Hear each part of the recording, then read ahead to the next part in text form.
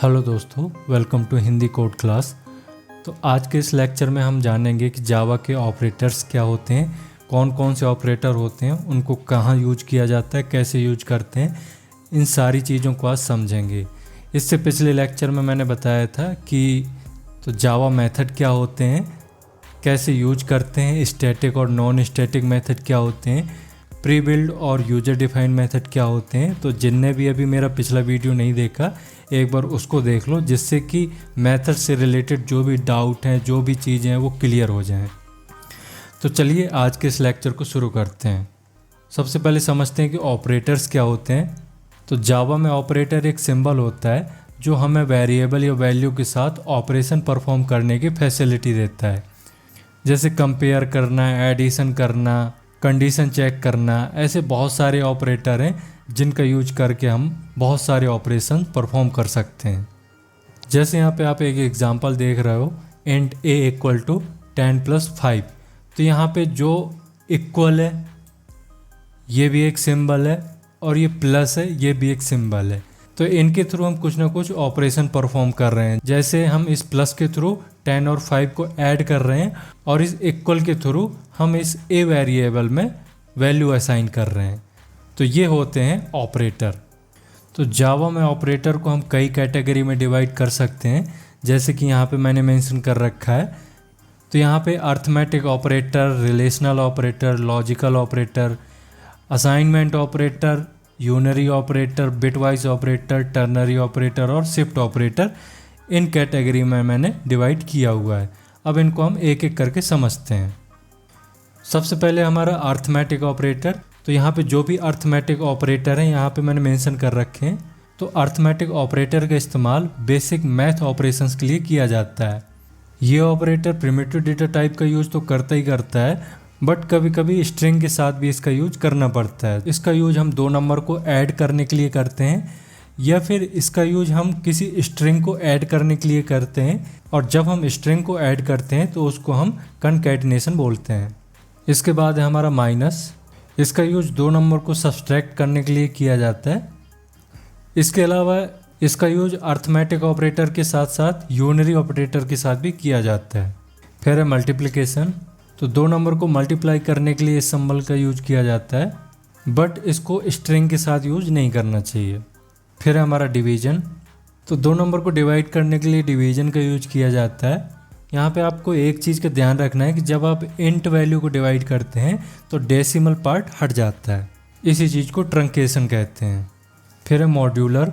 तो जब डिवाइड करते हैं तो जितना भी हमारा रिमाइंडर बचता है, अगर हमें रिमाइंडर निकालना है 2 वैल्यू के बीच का, तो उसके लिए हमें मॉड्यूलर यूज करना होता है। और मॉड्यूलर के थ्रू हम ये भी चेक कर सकते हैं कि कोई वैल्यू, कोई नंबर इवन है या ऑड है। तो यहाँ पे जो भी अर्थमेटिक ऑपरेशन है मैं सबको एक साथ एग्जाम्पल के थ्रू बताता हूँ। तो यहाँ पे आप ये एग्जाम्पल देख रहे हो, यहाँ पे मैंने 2 वेरिएबल लिए हैं, इंट a और इंट b, और इन दोनों वेरिएबल के थ्रू मैं ये सारे ऑपरेशन परफॉर्म कर रहा हूँ, एडिशन का, डिवाइड का, मॉड्यूलर का। तो यहाँ पे एक बार देखते हैं रन करके। ये आपका आ गया, पहला प्रिंट आया, 13 प्रिंट हो गया। उसके बाद दूसरे में 3 और मॉड्यूलर ने 1 प्रिंट कर दिया, क्योंकि मैंने बताया था ये रिमाइंडर रिटर्न करता है। तो जब आप डिवाइड करोगे 10 को 3 से तो ये 1 रिमाइंडर दे देगा। तो अगर हमारी कोई वैल्यू स्ट्रिंग में है तो उसको भी हम यहाँ पे मैनुअली चेंज करके इंटीजर में कन्वर्ट कर सकते हैं। जैसे यहाँ पे मैंने n1 और n2 लिया है, और ये 11 और 12 ये एज ए स्ट्रिंग लिया है, क्योंकि यहाँ पे आप देख रहे हो स्ट्रिंग डेटा टाइप का यूज किया है। और इसको हमने नीचे इंटीजर वेरिएबल में पार्स इंट करके इसको इंटीजर वैल्यू में कन्वर्ट करके यहाँ पे होल्ड कर लिया। तो इसको एक बार हम प्रिंट करते हैं। यहाँ पे a1 + ab, मतलब ये दोनों वेरिएबल को ऐड करके यहाँ पे वैल्यू हम प्रिंट कर रहे हैं। तो इसको हम रन करके देखते हैं एक बार। तो ये आ गया हमारा 23। तो इस तरह से हम मैनुअल स्ट्रिंग से इंटीजर में कन्वर्ट कर सकते हैं। सेकेंड है हमारा रिलेशनल ऑपरेटर। तो यहाँ भी जितने भी ऑपरेटर हैं रिलेशनल ऑपरेटर के अंदर, वो मैंने मेंशन कर रखे हैं। तो इनको भी एक बार देखते हैं। तो रिलेशनल ऑपरेटर को कंपैरिजन ऑपरेटर भी कहते हैं। ये ऑपरेटर 2 वैल्यू को कंपेयर करते हैं और रिजल्ट में ट्रू या फॉल्स रिटर्न करते हैं। इसमें सबसे पहला है इक्वलिटी ऑपरेटर। तो ये यूज करते हैं जब हमें दो वैल्यू को कंपेयर करना होता है। दूसरा है नॉट इक्वल, तो ये चेक करता है कि वैल्यू इक्वल तो नहीं है। तो अगर वैल्यू इसमें इक्वल नहीं होती तो ये ट्रू रिटर्न करता है, अगर इक्वल होती है तो फॉल्स रिटर्न करता है। बट ऊपर इक्वलिटी ऑपरेटर में क्या था, अगर वैल्यू इक्वल होती है तो ट्रू रिटर्न करता है, बट नॉट इक्वल में अगर वैल्यू इक्वल रहती है तो फॉल्स रिटर्न करता है। फिर है ग्रेटर देन, तो ये चेक करता है कि जो लेफ़्ट साइड की वैल्यू है वो ग्रेटर है कि नहीं है। इसके बाद है लेस देन, तो लेस देन चेक करता है कि जो राइट साइड की वैल्यू है वो ग्रेटर है कि नहीं है, मतलब जो लेफ़्ट साइड की वैल्यू है वो स्मॉलर होनी चाहिए राइट साइड के वैल्यू से। इसके बाद ग्रेटर देन और इक्वल और लेस देन और इक्वल, तो इनको भी देख लेते हैं एक बार। तो यहाँ पे मैंने इसके लिए भी एग्जांपल ऐड ऑन कर दिया इसी में।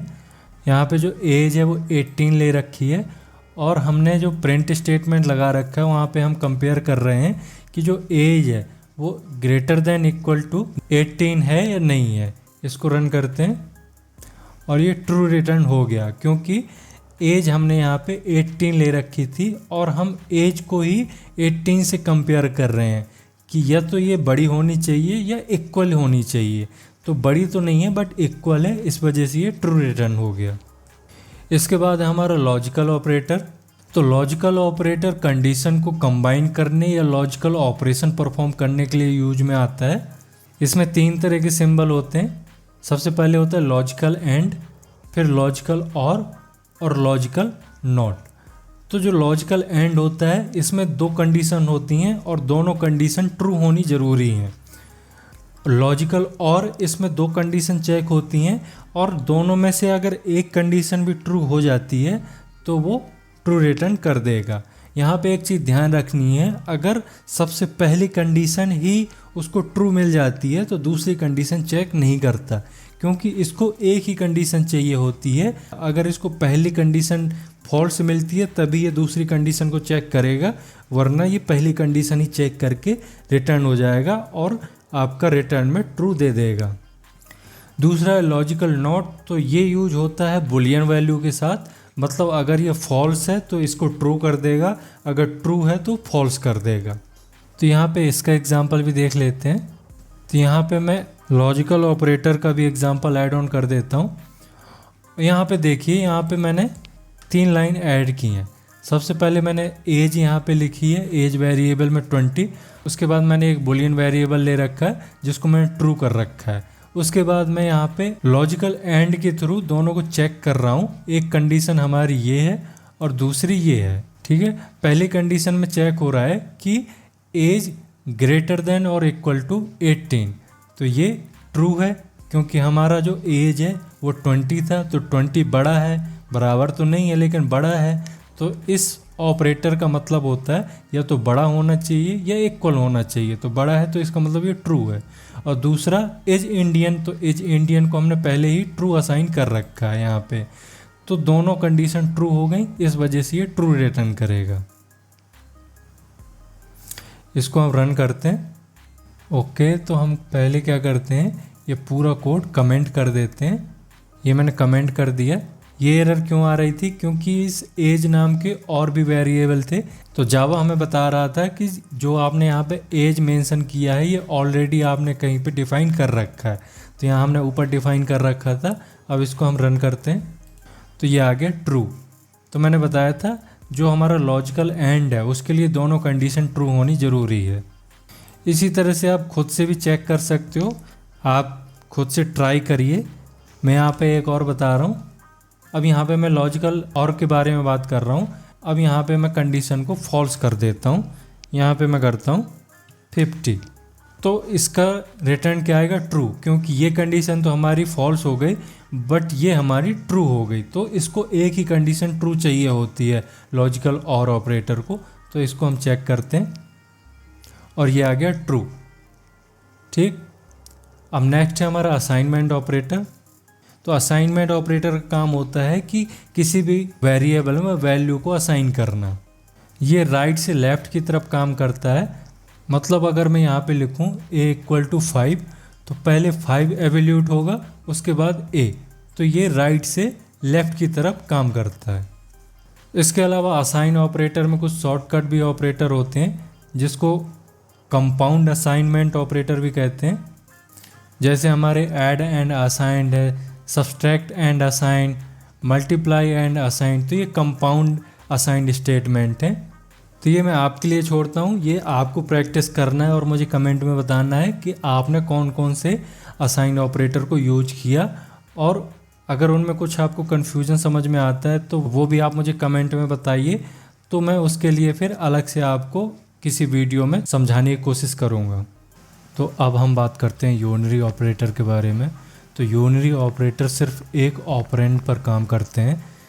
जावा में यूनरी ऑपरेटर का यूज किसी वेरिएबल को इंक्रीज, डिक्रीज या उसका साइन उल्टा करने के लिए किया जाता है। तो इसमें सबसे पहले है प्लस ऑपरेटर। तो ये वैल्यू को एज इट इज रखता है, न इंक्रीमेंट करता है न डिक्रीमेंट करता है। इसका यूज केवल रीडेबिलिटी को बढ़ाने के लिए किया जाता है। जैसे कि किसी भी वैल्यू में अगर हम प्लस साइन यूज कर देते हैं तो इसका मतलब होता है कि ये एक पॉजिटिव नंबर है। सेकेंड है यूनरी माइनस। तो ये किसी नंबर के साइन को उल्टा करने के लिए होता है। मान लो अगर मैं यहाँ लिखता हूँ इंट a इक्वल टू 5 और बाद में मैं इस इंट को b में सेव कराता हूँ, बट यहाँ पे मैंने यूनरी ऑपरेटर का यूज कर रखा है, तो ये माइनस क्या करेगा, जो भी a की वैल्यू है उसको नेगेटिव नंबर में शो करा देगा। मतलब ये a इक्वल टू 5 था, बट ये जब b में सेव होगा तो ये -5 सेव होगा। नेक्स्ट है हमारा इंक्रीमेंट। तो ये किसी भी वेरिएबल की वैल्यू को 1 से बढ़ाता है। इसको दो तरह से यूज कर सकते हैं हम, प्रीफिक्स और पोस्टफिक्स। तो प्रीफिक्स में क्या होता है, पहले वैल्यू इंक्रीमेंट होगी उसके बाद वैल्यू यूज होगी, और पोस्टफिक्स में होता है कि पहले वैल्यू यूज होगी उसके बाद इंक्रीमेंट होगी। तो यहाँ पे मैंने एक एग्जांपल लिख रखा है जहाँ पे मैंने एक वेरिएबल लिया है a और उसमें 10 असाइन किया है। उसके बाद मैं इस a को एक बार पोस्ट इंक्रीमेंट कर रहा हूँ, एक बार प्री इंक्रीमेंट कर रहा हूँ, उसके बाद post decrement and pre decrement. तो यहाँ पे आपको देखना है कि कैसे ये काम करता है। इसको मैं रन करता हूँ तो यहाँ पे जो भी प्रिंट स्टेटमेंट था वो प्रिंट हो चुका है। सबसे पहले 10 प्रिंट हुआ, फिर 12, फिर 10 और फिर 8।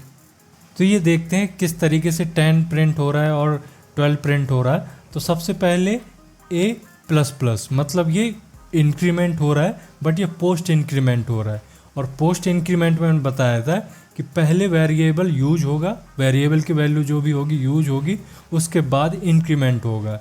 तो पहले a यूज हो रहा है। यूज मतलब यहाँ पे क्या यूज है, जो हमारा मेथड है वो कंसोल में प्रिंट कर रहा है। ये प्रिंट स्टेटमेंट लगा है तो प्रिंट होगा स्टेटमेंट यहाँ पे। तो सबसे पहले स्टेटमेंट प्रिंट हो जाएगा, उसके बाद हमारा इंक्रीमेंट होगा। तो हमारा प्रिंट तो हो गया 10 बट इंक्रीमेंट होके हो गया 11, क्योंकि ये 1 से इंक्रीमेंट करता है। उसके बाद हमारा प्री इंक्रीमेंट यहाँ पे हुआ, तो ये क्या करता है, पहले इंक्रीमेंट करता है और फिर उसको प्रिंट करता है, मतलब जो भी यूज होगा यूज करता है। 11 हो चुका था पहले, 11 के बाद 12 हुआ और 12 के बाद इसको प्रिंट कर दिया गया। तो यहाँ पे आ गया 12। ये 12 कैसे आया समझ में आया, क्योंकि जो ये पोस्ट इंक्रीमेंट चला था तो इसने जो वैल्यू थी, जो ये 10 वैल्यू है उसको 11 कर दिया था, और जब प्री इंक्रीमेंट चला तो 11 से 12 हो गया था वैल्यू। तो इस तरीके से ये काम करता है। अब सेम चीज़ डिक्रीमेंट में भी देखिए। डिक्रीमेंट में क्या हो रहा है, पोस्ट डिक्रीमेंट हो रहा है और प्री डिक्रीमेंट हो रहा है। तो पोस्ट डिक्रीमेंट में पहले वेरिएबल यूज होगा, उसके बाद डिक्रीमेंट होगा। तो अभी जो b की वैल्यू है वो कितनी है, 10। तो पहले जो वैल्यू है वो 10 प्रिंट हो जाएगी, उसके बाद ये डिक्रीमेंट होगा। तो ये 10 प्रिंट हुई, उसके बाद ये डिक्रीमेंट हो गया, तो ये हो गया 9। तो जब सेकेंड लाइन चली तो b की वैल्यू ऑलरेडी 9 हो गई थी यहाँ पे, तो एक बार फिर से डिक्रीमेंट होगी और इसकी वैल्यू हो जाएगी 8। तो अब b की वैल्यू हो गई है 8, तो यहाँ पे 8 होने के बाद b यूज हो रहा है, मतलब b प्रिंट हो रहा है। तो यहाँ पे हमारा 8 प्रिंट हो गया। तो इस तरीके से ये इंक्रीमेंट और डिक्रीमेंट काम करते हैं। फिर लॉजिकल नॉट, तो ये क्या करता है, ये बुलियन वैल्यू को उल्टा कर देता है। अगर आप ट्रू लिखते हो तो उसको फॉल्स कर देगा, अगर आप फॉल्स लिख रहे हो तो उसको ट्रू कर देगा। तो इसको भी समझते हैं एक एग्जांपल से। तो यहाँ मैंने एक वेरिएबल ले रखा है जो बुलियन टाइप का है और ये ट्रू स्टोर कर रहा है। अब मैंने यहाँ पे प्रिंट स्टेटमेंट लगा रखा है और मैंने यहाँ पे लॉजिकल नॉट का यूज किया है, उसके बाद वेरिएबल का नेम। तो अभी वेरिएबल की वैल्यू ट्रू है, बट लॉजिकल नॉट लगने के बाद इसकी वैल्यू फॉल्स हो जाएगी, और जैसे ही हम इसको रन करेंगे तो यहाँ पे फॉल्स प्रिंट हो गया। तो ये काम होता है लॉजिकल नॉट का। अब नेक्स्ट है हमारा बिटवाइज ऑपरेटर। तो ये थोड़ी सा एडवांस कॉन्सेप्ट है, बट हम इसको सिंपल तरीके से समझते हैं। जो बिटवाइज ऑपरेटर होते हैं वो बाइनरी लेवल पर काम करते हैं। तो यहाँ पे सबसे पहले बिटवाइज एंड।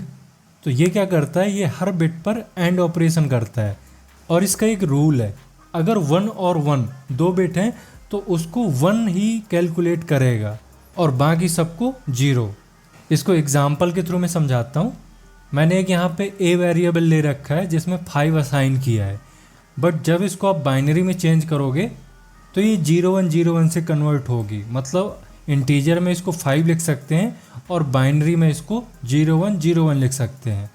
उसी तरह से दूसरा वेरिएबल लिया जिसमें 3 असाइन किया और उसको हम लिख सकते हैं 0011। और फिर हमने तीसरा वेरिएबल लिया सी, जिसमें हम ए और बी को बिटवाइज ऑपरेटर के थ्रू ऑपरेट कर रहे हैं। तो ये हमें रिजल्ट क्या देगा, रिजल्ट आएगा 1। इसको एक बार हम प्रिंट करके देखते हैं, रिजल्ट आया 1। तो ये आपको समझ में आया। हमारा जो 5 था उसका बाइनरी क्या था, 0101, और जो हमारा 3 था उसका बाइनरी था 0011, और इसमें हमने बिटवाइज एंड का यूज किया है। ठीक है। अब जब बिटवाइज एंड यूज होता है इनमें, तो मैंने बताया था 1 कैलकुलेट करता है, बाकी को 0 कर देता है। तो ये हो जाएगा 1 और 010 100 और 0। तो इसका कितना आया रिजल्ट, इसका आया 1।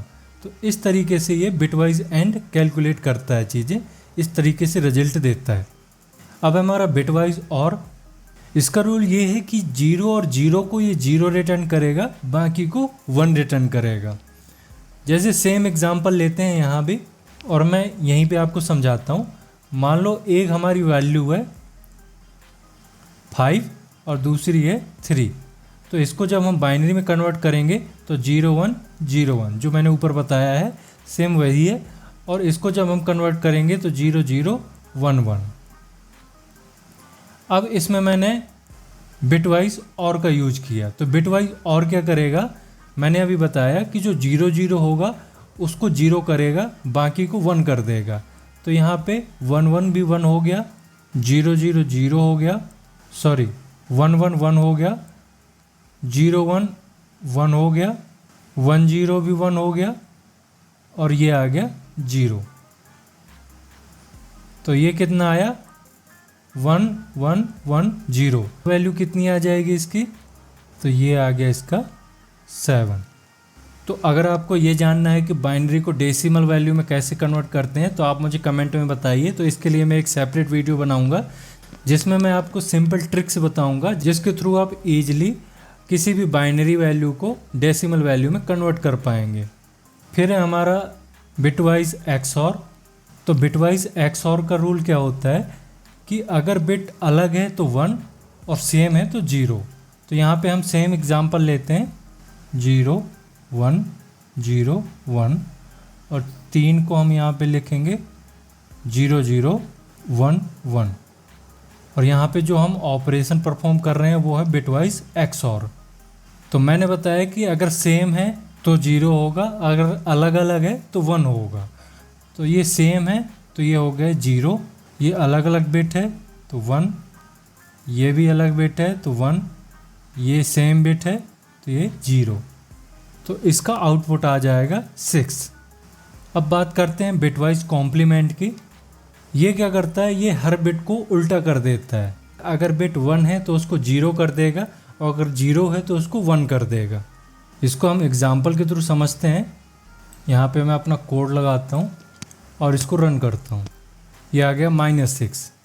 तो ये समझ सकते हो कैसे आ गया। जो हमारा 5 था, 5 को लिखते हैं 0101, बट जब हमने इसमें बिटवाइज कॉम्प्लीमेंट का यूज किया तो इसने 1 को 0 कर दिया और 0 को 1 कर दिया। तो ये क्या करता है, जो बिट होती है उसको एकदम उलट देता है। 0 को 1 कर देता है, 1 को 0 कर देता है। तो इस तरीके से जब उसने कैलकुलेट किया तो ये हमारा डेसिमल वैल्यू निकल के आई -6। तो इस तरीके से काम करता है बिटवाइज कॉम्प्लीमेंट। अब है हमारा लेफ़्ट शिफ्ट और राइट शिफ्ट। तो लेफ़्ट शिफ्ट और राइट शिफ्ट क्या करता है, बिट को राइट या लेफ़्ट में शिफ्ट करने का काम करता है। लेफ़्ट शिफ्ट में अगर आप कोई इंटीजर वैल्यू देते हो, कोई भी वैल्यू देते हो, तो इसका मतलब होता है कि इस बिट को इस नंबर तक लेफ़्ट में शिफ्ट कर दो। इसी तरह राइट शिफ्ट में होता है, राइट शिफ्ट में जो भी आप नंबर देते हो उस नंबर तक वो राइट में शिफ्ट कर देता है बिट को। तो इसको एग्जांपल के थ्रू देखते हैं तो ज़्यादा क्लियर हो जाएगा आपको। तो अगर मैं यहाँ पे राइट शिफ्ट का एक एग्जांपल दूँ और इसको रन करूँ तो आप देखोगे यहाँ पे 12 प्रिंट हुआ है। तो ये कैसे हुआ है, तो इसको ऐसे समझिए, हमारे पास जो नंबर था वो था 3 0 0 1 1, ठीक, ये थी हमारी बाइनरी वैल्यू। अब इसमें मैंने बोला था कि ये लेफ़्ट शिफ्ट करता है, मतलब ये लेफ़्ट की तरफ शिफ्ट होगा। ये जो 0 है यहाँ पहुँच जाएगा और ये जो 0 है वो यहाँ पहुँच जाएगा। ये जो 1 है ये 1 यहाँ पहुँचेगा और ये 1 यहाँ पहुँचेगा। अब आपको समझ में आ रहा होगा लेफ़्ट शिफ्टिंग कैसे होती है। ये थोड़ी से शिफ्ट हो जाते हैं, जितने हम वैल्यू देते हैं, जितने नंबर शिफ्ट करने के लिए बोलते हैं उतने नंबर यहाँ पे शिफ्ट हो जाते हैं। तो ये चीज़ पीछे चली जाएगी 2 नंबर और ये आगे आ जाएंगे। अगर हम कहते हैं कि इसको 1 से शिफ्ट कर दो, जैसे कि यहाँ पे एग्जांपल में है, मान लो ये जो वैल्यू है हमारा, मान लो ये जो a है हमारा, ये है 0 0 1 1। अब इसको मैंने यहाँ पे बोला है, एग्जांपल में लिखा है कि एक शिफ्ट करना है। तो एक शिफ्ट मतलब एक 0 आ जाता इधर, हमारा 1 पहुँच जाता इधर और ये 1 पहुँच जाता हमारा इधर। तो ये हमारी वैल्यू बन जाती 0 1 1 0, जो कि हमारा डेसिमल वैल्यू में बनता है 6। तो इस तरीके से ये काम करता है। इसी तरह से राइट शिफ्ट होता है, जैसे मैंने अभी लेफ़्ट में शिफ्ट करने के लिए बताया, वैसे ही चीज़ें राइट में शिफ्ट होती हैं। सेम एग्जांपल को देख लेते हैं। 0 0 1 1 है। अगर मैं इसको बोलूं कि यहाँ पे अगर मैं लिख दूँ 3 बन गया 0 0 1 1, ये राइट में एक शिफ्ट हो जाए। तो राइट में एक शिफ्ट कैसे होगा, इधर को वैल्यू शिफ्ट होगी, मतलब ये जो 1 है ये पहुँच जाएगा इस 0 की जगह और ये जो 1 है ये आ जाएगा इसकी जगह, 0 आ जाएगा इसकी जगह और ये 0 आ जाएगा यहाँ और यहाँ शिफ्ट हो जाएगा 1। मतलब जो नई वैल्यू बनेगी वो बनेगी 1 0 0 1। तो इस तरीके से काम करता है हमारा राइट शिफ्ट। अब नेक्स्ट है हमारा टर्नरी ऑपरेटर। तो जैसे लूप में हम इफ एल्स लगाते हैं, उसका ये शॉर्ट हैंड वर्जन है। मतलब हम इफ एल्स को टर्नरी ऑपरेटर के थ्रू बहुत ही ईजी तरीके से यूज कर सकते हैं। तो यहाँ पे मैंने जो सिंटैक्स लिखा है, यहाँ पे सबसे पहले हम कंडीशन लिखते हैं, फिर क्वेश्चन मार्क लगाते हैं, उसके बाद वैल्यू, और सबसे पहले वो वैल्यू लिखते हैं जो ट्रू होने पे चलती है, उसके बाद दूसरी वैल्यू लिखते हैं जो फॉल्स होने पे चलती है। तो यहाँ पे मैंने एक वेरिएबल लिया है जिसमें 17 मैंने असाइन किया हुआ है। उसके बाद हम यहाँ पे टर्नरी ऑपरेटर को यूज़ कर रहे हैं, जिसमें से ये हमारी कंडीशन है, जिसमें हमने कंडीशन लगाई हुई है कि एज है वो ग्रेटर देन या इक्वल टू 18 है। मतलब जो एज है वो 18 से या तो बड़ी है ये बराबर है। उसके बाद यहाँ पे जो हम कंडीशन लिख रहे हैं ये है, अगर ये कंडीशन ट्रू होती है तो ये चलेगा, अगर फॉल्स होती है तो हमारा ये चलेगा। मतलब यहाँ पे मैंने स्ट्रिंग लिख रखी है और ये दूसरे नंबर पे जो हमारी फॉल्स पे चलनी है वो भी हमारी स्ट्रिंग है। तो या तो अडल्ट चलेगा या तो माइनर चलेगा। फिर हमने यहाँ पे प्रिंट स्टेटमेंट लगा रखा है। अब इसको हम रन करके देखते हैं। ये हमारा प्रिंट हो गया माइनर।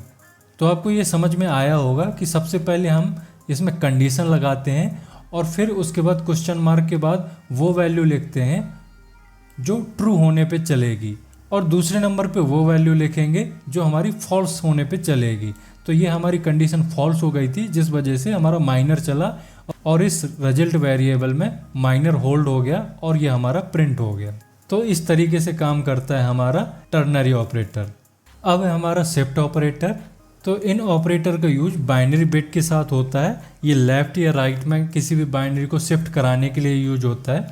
तो इसमें जो ऑपरेटर है वो है left shift operator, right shift operator और फिर है अनसाइंड राइट शिफ्ट ऑपरेटर। तो ये चीज़ अभी मैंने बताई थी कि कोई भी बाइनरी बिट किस तरीके से राइट में और लेफ्ट में शिफ्ट होती है, तो वही चीज़ है। तो आपको ये खुद से करके देखना है, मैं इसको समझा चुका हूँ, और फिर आपको मुझे कमेंट में बताना है कि आपसे ये प्रॉपर हो पा रहा है या नहीं हो पा रहा है। तो लेफ़्ट शिफ्ट में एक मैं शॉर्टकट बताता हूँ आपको। तो जब भी आप किसी भी नंबर को लेफ़्ट शिफ्ट करते हैं तो जो भी उसकी वैल्यू होती है, जो नंबर होता है वो जस्ट दोगुना हो जाता है। मतलब इसको मैं एक एग्जांपल के थ्रू आपको बताता हूँ। तो यहाँ मैंने एक वेरिएबल ले रखा है ए, जिसमें मैंने 8 असाइन किया है और इसका बाइनरी वैल्यू होता है 1000। अब मैं इसको लेफ़्ट शिफ्ट कर रहा हूँ 1 से, तो इसको मैं रन करके आपको बताता हूँ। ये आ गया हमारा 16। मतलब यहाँ पे जो हमारा नंबर था वो 8 था, बट इसको लेफ़्ट शिफ्ट करते ही ये हमारा आउटपुट आ गया 16। तो यहाँ पे मैंने बताया था कि जब भी हम किसी नंबर पे लेफ़्ट शिफ्ट ऑपरेशन करते हैं तो वो जस्ट 2 गुना हो जाता है। इसी तरह से जो बाकी के शिफ्ट ऑपरेटर हैं इनको आपको खुद से ही ट्राई करना है और कमेंट में बताना है कि ये आपसे प्रॉपर बने या नहीं बने, या आपने इसको ट्राई किया तो आपको रिजल्ट क्या मिला। अब हम बात करते हैं जो जावा में ऑपरेटर्स होते हैं उसका प्रेसिडेंस क्या होता है। मतलब अगर बहुत सारे ऑपरेटर एक साथ यूज हो रहे हैं तो पहले कौन सा ऑपरेटर सॉल्व होगा और उसके बाद कौन सा ऑपरेटर सॉल्व होगा। तो यहाँ पे मैंने एक लिस्ट बना रखी है। मतलब अगर आपके पास कोई ऐसा स्टेटमेंट आता है जिसमें मल्टीपल ऑपरेटर यूज हो रहे हों, तो आप इस लिस्ट के थ्रू ये बता सकते हो, ये जान सकते हो कि पहले कौन सा ऑपरेटर सॉल्व होगा और फाइनली रिजल्ट क्या मिलेगा। जैसे कि मैं एक एग्जांपल के थ्रू आपको समझाता हूँ। तो देखिए यहाँ पे मैंने 3 वेरिएबल ले रखे हैं ए बी सी, जिसमें हमने कुछ ना कुछ वैल्यू असाइन कर रखी है। अब जो रिजल्ट है वहाँ पे मैंने मल्टीपल ऑपरेटर्स का यूज किया है, प्लस, मल्टीप्लिकेशन, सब्सट्रैक्ट और डिवाइड। तो इनमें से सबसे पहले कौन सा ऑपरेटर सॉल्व होगा और लास्ट में कौन सा, तो इसका एक प्रेसिडेंस होता है। मतलब किस ऑपरेटर का सॉल्व होना पहले ज़रूरी है, किसका बाद में। तो उसका मैंने वहाँ पे लिस्ट दिया है। तो मैंने वहाँ पे जो एग्जांपल दिया है यहाँ पे भी मैं आपको बताता हूँ लिख के।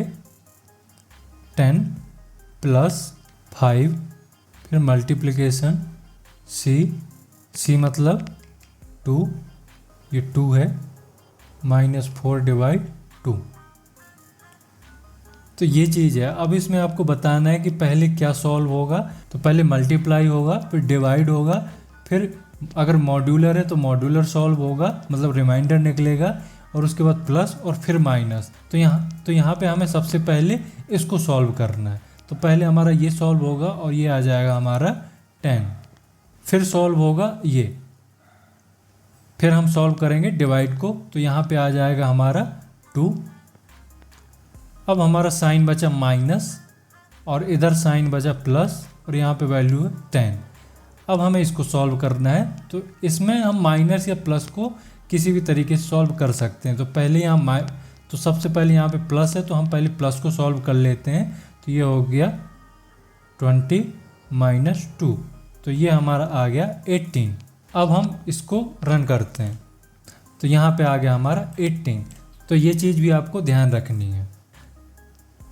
तो आज के इस लेक्चर में हमने जाना कि ऑपरेटर्स क्या होते हैं, उनको कैसे यूज करते हैं, और अगर मल्टीपल ऑपरेटर एक साथ यूज हो रहे हों तो इसमें प्रेसिडेंस ऑर्डर का भी इस्तेमाल किया जाता है कि पहले कौन सा ऑपरेटर सॉल्व होगा और कौन सा ऑपरेटर बाद में सॉल्व होगा। तो आज के लेक्चर में बस इतना ही। तो आज के इस लेक्चर में अगर आपको कुछ सीखने को मिला हो तो इस लेक्चर को लाइक करिए। अगर अभी तक आपने चैनल को सब्सक्राइब नहीं किया तो सब्सक्राइब भी करिए। अब हम मिलते हैं नेक्स्ट लेक्चर में। Thank you.